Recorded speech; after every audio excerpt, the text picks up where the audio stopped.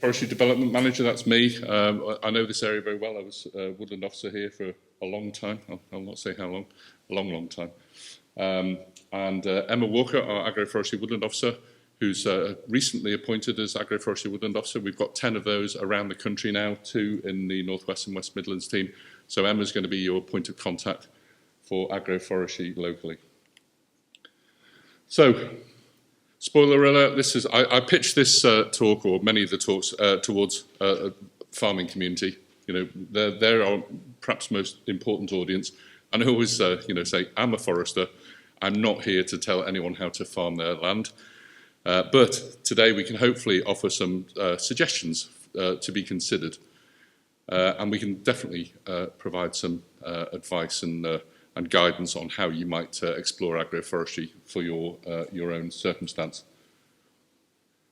So what we're going to cover today, what agroforestry can do for you, your business, your farm, and the environment. You know, all topics that come under agroforestry, and everything we do really. But there are real opportunities that agroforestry, in one form or another, can help you in all these titles.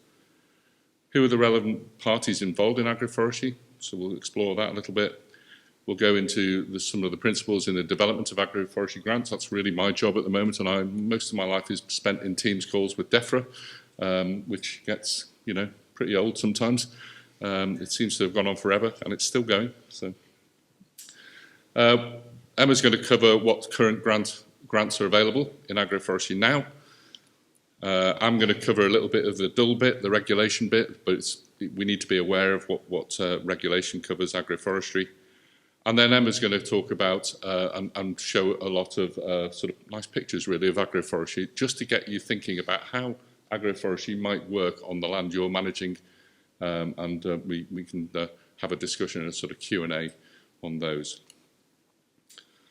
So I like to think that agroforestry is about introducing more trees into the farm landscape to benefit the farming system. So again, I'm pitching this towards the farming community, because without the farming community, we don't get the applications. Without the applications, we won't get the benefits that trees in the wider countryside can deliver. So we've got a really important sort of connection to make there to make agroforestry grants attractive and to get applications in. And we will get those downstream benefits once we get those trees on the farm.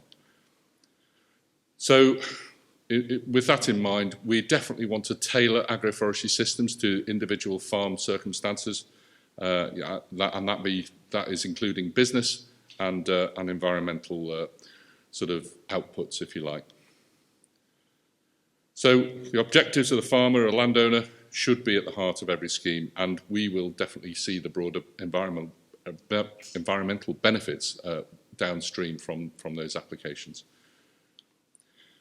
Like any forestry, really, trees can deliver against so many different agendas, and we know that if you can just lean the management one way or another, you will get a greater or lesser sort of benefit from those trees. Same with agroforestry. So I like to think there's a real opportunity here, because farming community, if agroforestry takes off, there is going to be a real need to get people out there with expertise to create and manage agroforestry. And I think there's a real opportunity now to start bringing the forestry and farming communities back together. We've diverged probably since the end of the war. And it's become an either-or sort of question, and I think agroforestry gives us that opportunity to bring them back together in a sort of blended way, and hopefully the industries as well, because there are opportunities and there's expertise to bring them back together. So foresters, if we are involved, we must understand and respect the farmer and landowner objectives. That's at the core of everything. We can't be going along saying, well, actually, if you did this, you'll get better timber.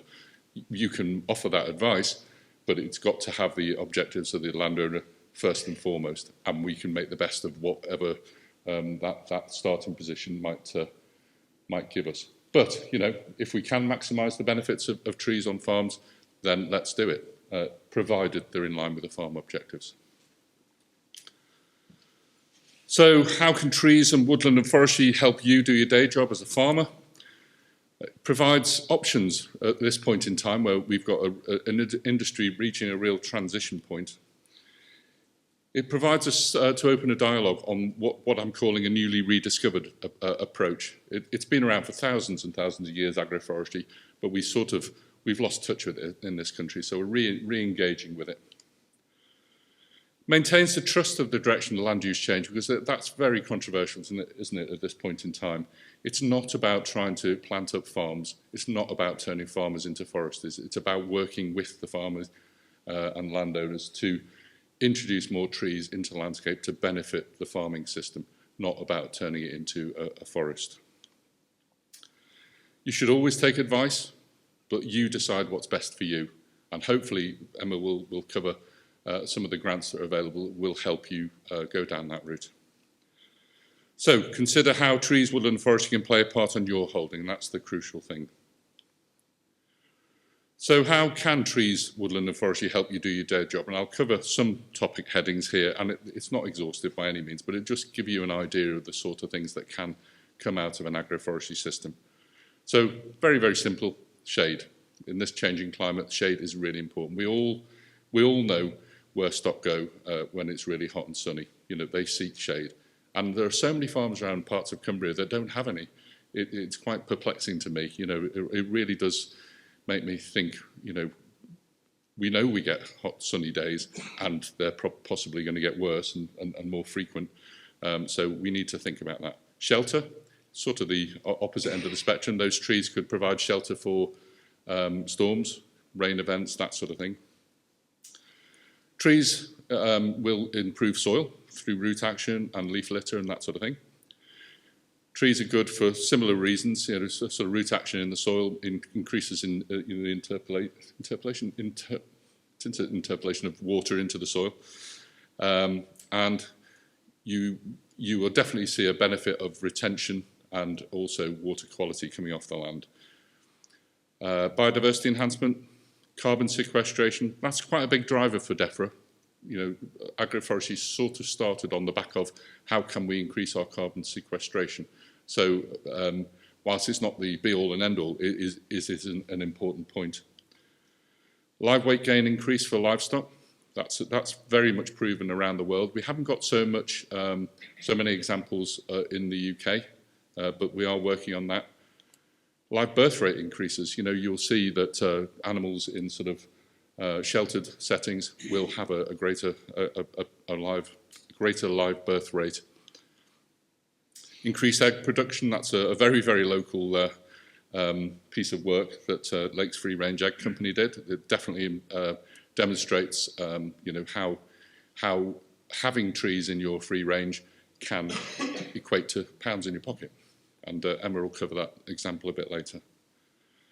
There are places in the south of England where trees can avoid sort of crop desiccation and grass desiccation later in the summer. Wildlife and habitat enhancement is part of it. Timber can be part of it. Wood fuel, planning screening could be an important diversification project on the farm, and you can use trees to provide some sort of element of planning screening. Biosecurity, nose-to-nose contact on the edge of your farm. You know, a wider agroforestry hedge can sort of reduce that contact. You can use some tree species like willow for feed substitutes, and they also have some medicinal benefits. Bedding substitute, again, reduced inputs. You can definitely see some incidences where you might plant alder, for instance, which fixes nitrogen. That might reduce your input of nitrates, which at this point in time is really important. Perhaps it was less so a few years ago and it was very cheap, but now it's really expensive. You might want to explore how trees can help that. I've mentioned medicinal benefits. And integrated pest management. There are definitely some really good research out there that demonstrates that having trees can increase the predation of some of the negative pests that you might have. And you know, that's a piece of work that's ongoing. So, yeah.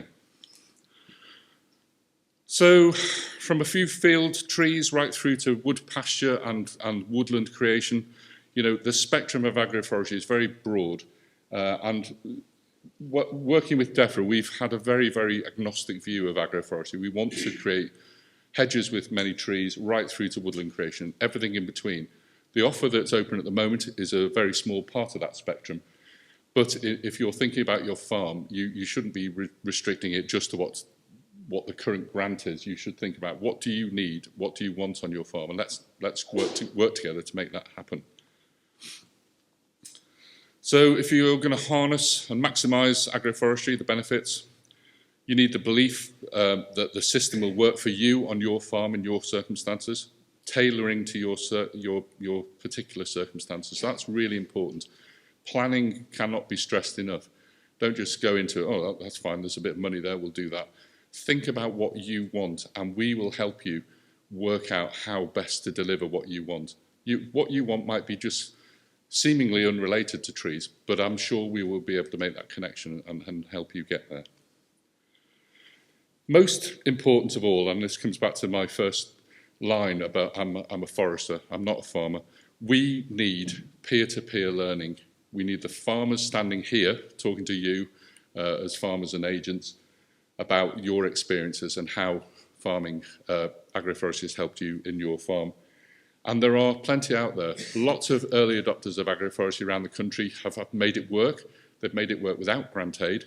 We need them in front of you. And there are some willing participants out there. I did threaten to kidnap a bunch down in Cornwall earlier in the year, and 3 or 4 of the farmers said, yeah, we're up for that, you know, sort of. So we need to work on that, and that's going to be something that Emma's going to be working on in her work in the coming months and years, bringing together the expertise, mapping out where the agroforestry is around the county, and you know, bringing farmers to share their experiences with you at events like this.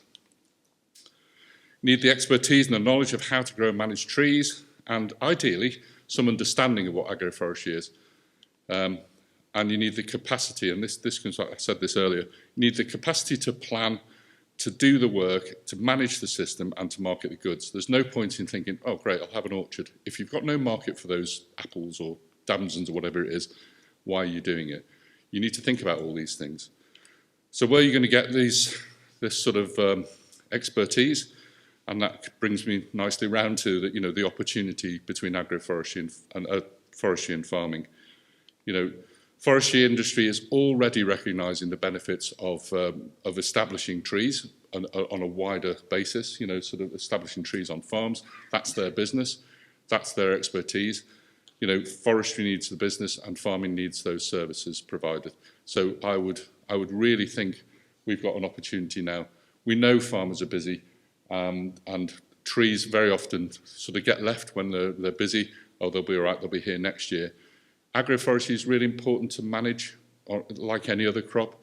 If you start missing management sort of practice, you know, it's going to suffer, and you'll have a poorer agroforestry experience if you don't keep that management up. So why not bring expertise in? I think you'll find when the grants are fully launched, there's sufficient money in there to do that. So key principles moving forward. Agroforestry will be jointly delivered by Natural England and the Forestry Commission. We're very much joined at the hip on this.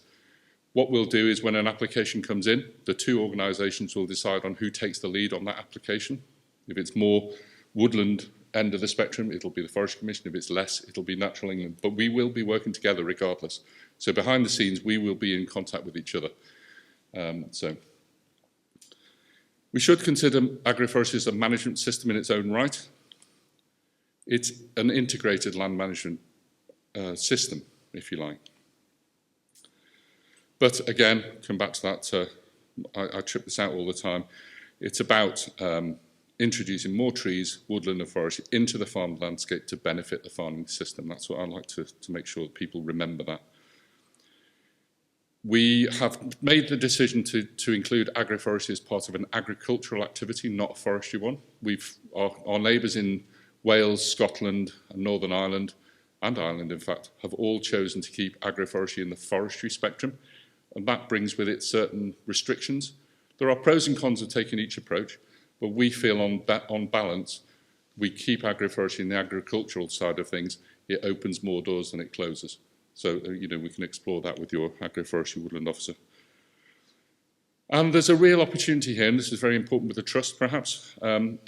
It begins to open up opportunities between landlord and tenants. There's still work to do on this at government and through DEFRA, but the fact it's going to be an agricultural activity, it's not a land use change.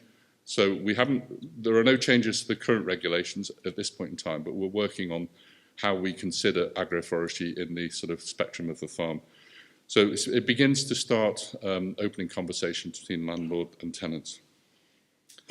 And I think you'll find when the higher tier grants are launched, you will see there's a great deal of flexibility in there to achieve what you might want to do on your farm.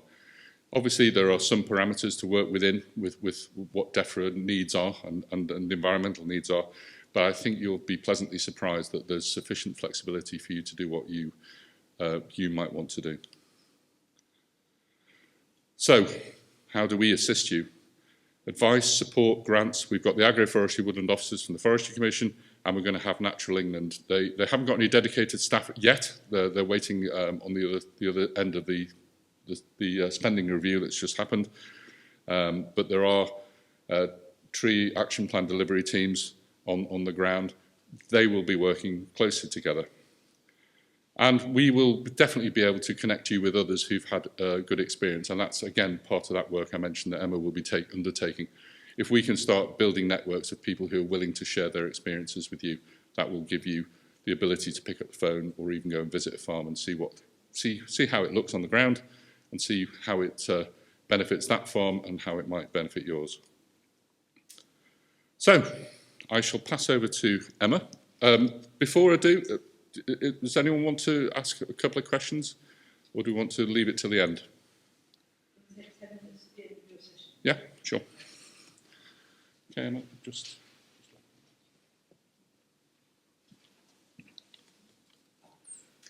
Brilliant. So, yes, I'm Emma Walker, so I'm the North West's Agroforestry Woodland Officer, and I'll be talking a little bit about the grants that we've got on offer at the moment. So, agroforestry, it's a very broad term, and it covers a wide spectrum of different sort of planting designs. So this might be hedges with standard trees, your wide hedges and windbreaks, shelter belts and shelter networks, your wood pasture, traditional orchards, your riparian buffers and sort of small woodlands and field corners filling in with trees there.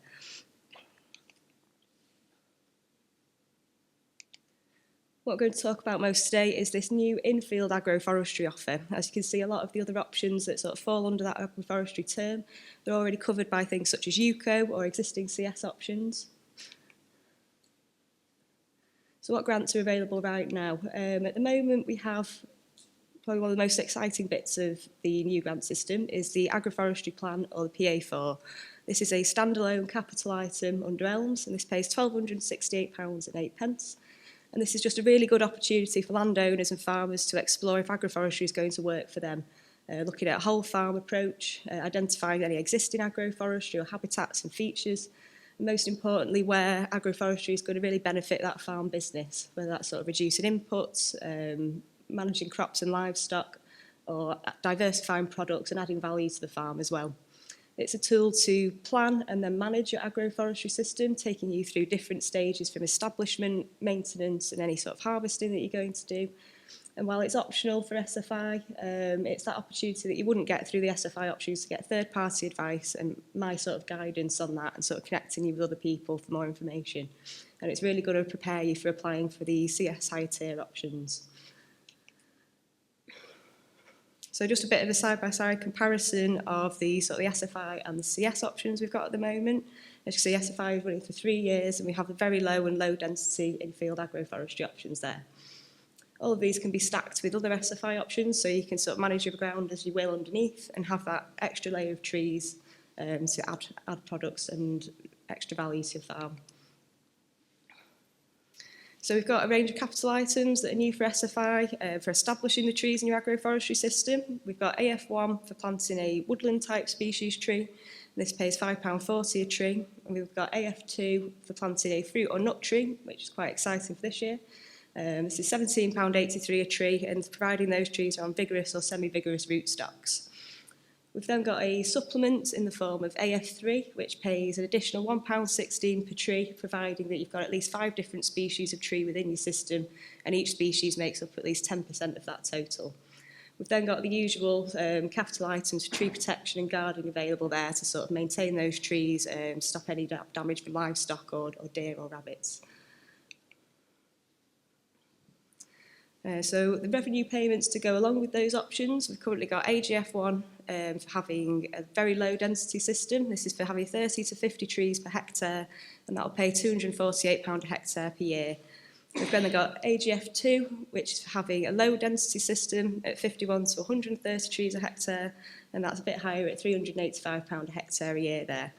There's expectations that go along with these actions, and that's sort of just managing those trees, maintaining a weed-free area around the base, making sure you're replacing any dead trees where necessary, keeping deer and livestock away from them to prevent serious damage.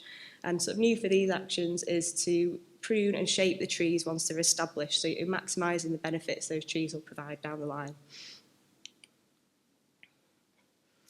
So it's important to consider how these grants might interact with what you normally do. I think if you come at it from an approach of what are you currently doing on your farm, are you going to make any changes to your systems or your practices, or are the trees just there to benefit what you're already doing, and then sort of work your way through the grants once you've got your objectives set in your mind. It's about 3-dimensional farming, so we're adding that extra layer of value to the land, maximising any productivity. And then, as well, as I mentioned, you can stack out other grants and options underneath as well, for whatever you're doing on the ground. That's me. Yes, back over to Jim. Short and sweet, that bit. Thank you, Emma. Thanks. Yeah, I've written the dull bit there because it's about regulation, which is dull, but we do need to understand what our responsibilities are out there in the countryside before we take any action. So what do we need to do? What do we need to consider before you're creating agroforestry out there? So there are 2 sets of regulations that can be impacted by planting agroforestry. They're not necessarily impacted, but we do need to consider them when we do a planting scheme. And that comes along with other things like woodland creation as well. So there's forestry EIA regulation and agriculture EIA regulation. There should be no instances where you, on the same piece of land, where you have both. It's either or. So, and that's down to Emma and Pete, who you're going to hear from later on as Woodland Officer, to decide whether what you're doing meets the woodland definition, in which case it's the forestry EIA. If it's below that level of density, tree density, it might impact the agricultural EIA.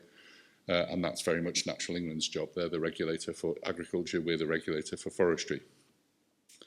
So I've just tried to encapsulate this in the words you need to do some due diligence, basically.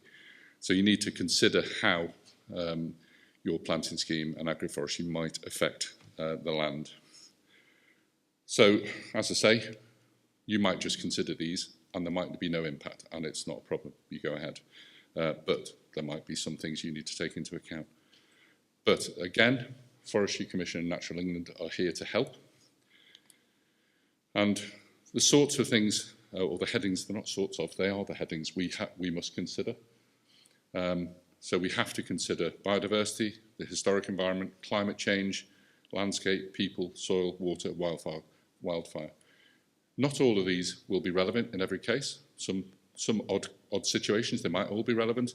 Really, you might be choosing 2 or 3 of those maximum that you have to consider. You might say, historic environment, you look at that, there's nothing involved. Tick, I've considered that, I've looked into it, there's nothing to do on that. Landscape, very important here in the National Park.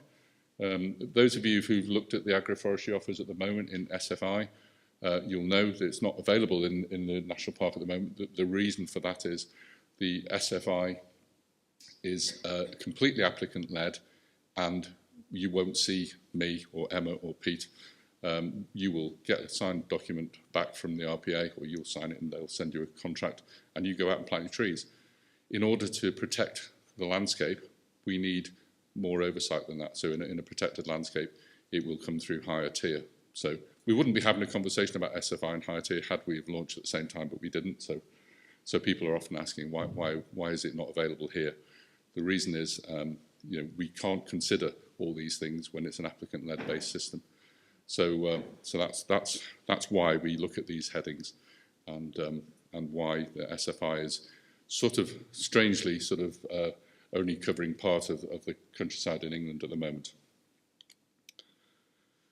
So, in summary, don't let regulation put you off. It's a necessary hoop we all have to consider, but we are here to help you through that. And this is just bread and butter to us in the forestry world. We consider forestry EIA in virtually every case probably.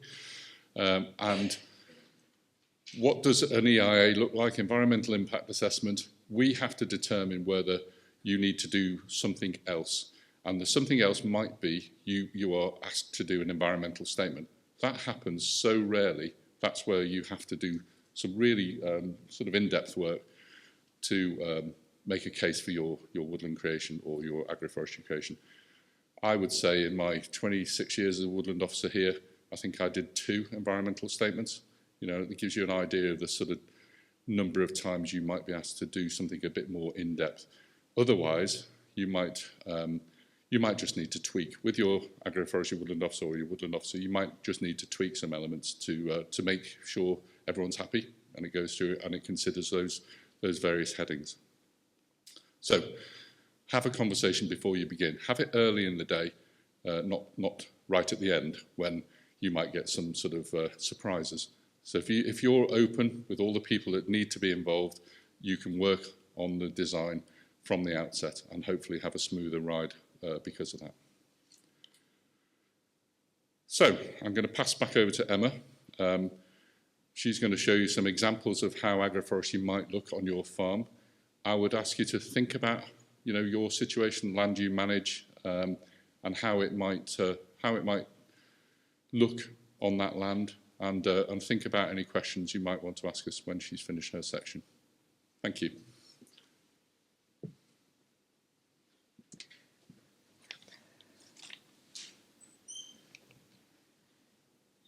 Right, so we'll start with our first example. So we've got quite a regular system here where the trees have been planted either on a grid or in alleys. This can allow for livestock grazing or grass management in between those trees. And this is where that requirement for high pruning and thinning or other woodland management will really come into its own. It's for maximising light getting down to the ground, so encourage that grass growth, improving your timber quality for an end product, and to allow machinery access down between those avenues or within the grid there. If you're going for a bit more of a less formal agroforestry system, something that might mirror wood pasture or parkland, this is really about looking at opportunities to maximise the shade and shelter benefit for your livestock, as well as here you can see that we're providing sort of really good connectivity with existing woodland habitat there and sort of expanding that across the field.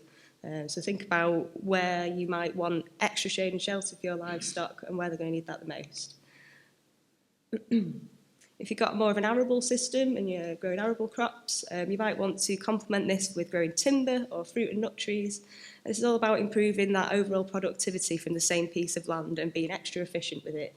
It could also be used for grazing or grass management. It's just sort of trying to think of what is it that you're actually doing and how can trees sort of complement that through shade and shelter or an extra product at the end. So there's quite a good example down in East Anglia. So these are actually on a tenancy at the moment, but they've got 24-metre wide alleys of cereals. That's to allow that machinery access down the middle. And then they've got strips of apple trees in between. And they're actually still growing 100% of their cereal yield from around 90% of the land once you took out those 3-metre wide strips of trees. So this is all about that 3D farming that we talked about earlier. And the reasons behind this increased crop growth can be for shade and shelter from the trees, it's improving the soil, it's protecting the soil from being blown away by the strong winds they get on the flat ground down in East Anglia. There's improved mycorrhizal relationships with the fungus in the soil, and the harvest is actually increased because you're reducing that wind threshing and dropping seeds early before harvest. So this is the local example from the Lakes Free Range Egg Company, and this is a really good sort of economic analysis of how much money can actually be saved by just introducing trees to a farming system. So by allowing the hens access to tree cover, they're actually saving over £10,500 a year per flock. And this is through decreased mortality, through reducing stress and sort of exposure to the hens, and they can get under those trees, and a decrease in egg seconds as well. So it's quite a simple solution that can have massive economic benefits. There's been a lot of research on shelter belts, so through good planning and placement of trees around a field edge, you can really maximise animal welfare and crop productivity and grass management once you've got that shelter. And all the research has led to us finding that up to 12 times the tree height is the amount of shelter you can get from one of those shelter belts.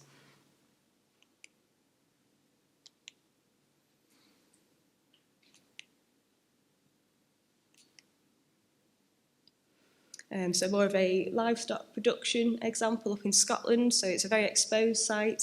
They've added sort of commercial spruce plantations and other trees in there. And they're up to 10% woodland cover. And through doing this, he's been able to swap from a really hardy Scottish blackface breed to a more productive Texel cross that just would not be viable up there without that shelter. And then they've also got the extra opportunity to get some timber out of that piece of land as well. The sheep are out all year round, bringing them in just for lambing. So you're reducing any bedding costs, any costs of keeping them indoors over the winter as well, and then that estimated saving of feed over a year, so it can really add up. So we've got a 5 by 5 metre space sycamore plantation.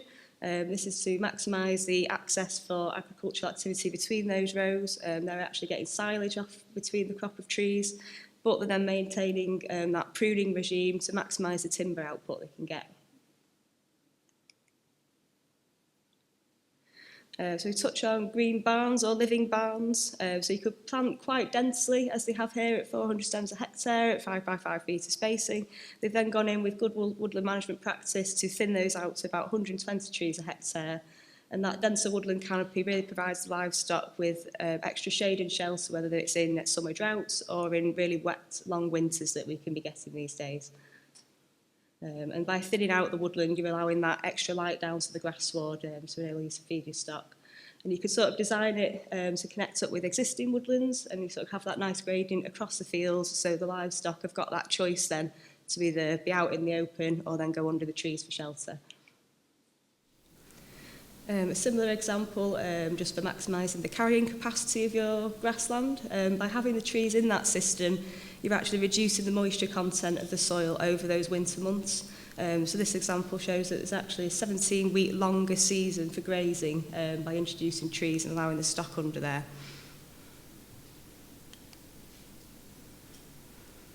Another example where they're really maximising the timber opportunities. So these are quite fast-growing broadleaves, expected to be harvested within 40 to 80 years. Planted at quite high density at 2,500 stems a hectare. Initially stock-free to enable good establishment. Pruned from year 4 to get those good straight stems. And then opened up for grazing at year 10 and then thinned successively after that. So again, allowing that strong grass growth underneath, allowing those benefits of shade and shelter for the livestock. And then you've got a really good productive timber crop at the end of that life cycle. So a little bit of an example where agroforestry was planted and started with good intentions, but where the management has maybe lapsed a little bit. So you can see where the grass has been cut and some pruning's gone on, but maybe a little bit too late. So the form of the trees is not quite right for a good timber crop at the end. But this is where your agroforestry plan will really come into its own. So if you've got a really strict written out regime for those trees, anyone can then come in, take over management of the timber crops there to really maximise the benefits that you get out of it. But it just shows that the benefits of a really proactive management practice. And you'll have a better experience all around. Good example, these are planted in sort of adjacent fields, so you've got more of a woodland planting set up on the right, and then an alley cropping setting on the left, planted with the same species.